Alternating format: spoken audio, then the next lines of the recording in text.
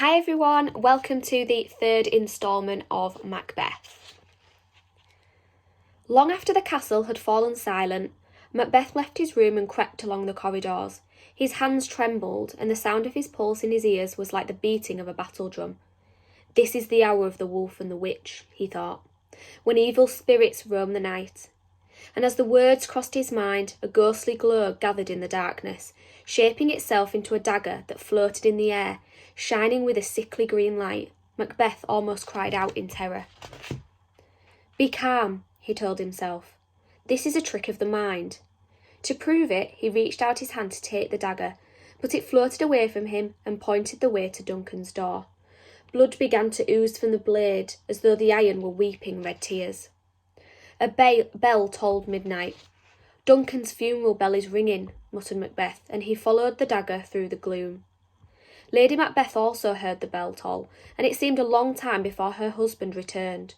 There was blood on his face and hands, and he carried 2 daggers. "You should not have brought the daggers here," said Lady Macbeth. "Go back and put them into the guard's hands as we planned." Macbeth's eyes were blank. He shook his head. "I will not go back there," he said hoarsely.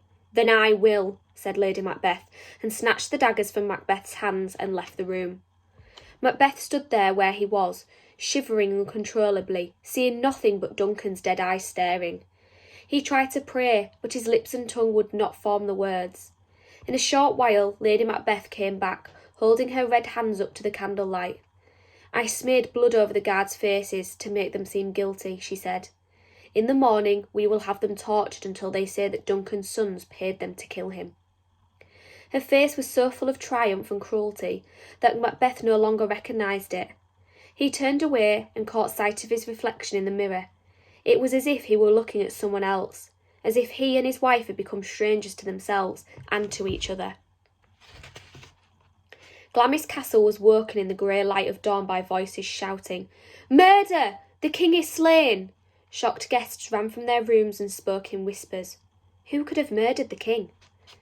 Rumours flew through the castle like swallows, and suspicion fell on Malcolm and Donalbain, who had the most to gain from their father's death. Malcolm and Donalbain were convinced that Macbeth was the murderer, but they did not dare to accuse him. Who would believe that the hero of the battle against the Norwegians would slay his own king?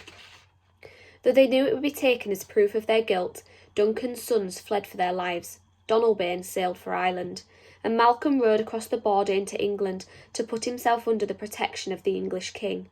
Now nothing stood between Macbeth and the throne. And we'll stop there.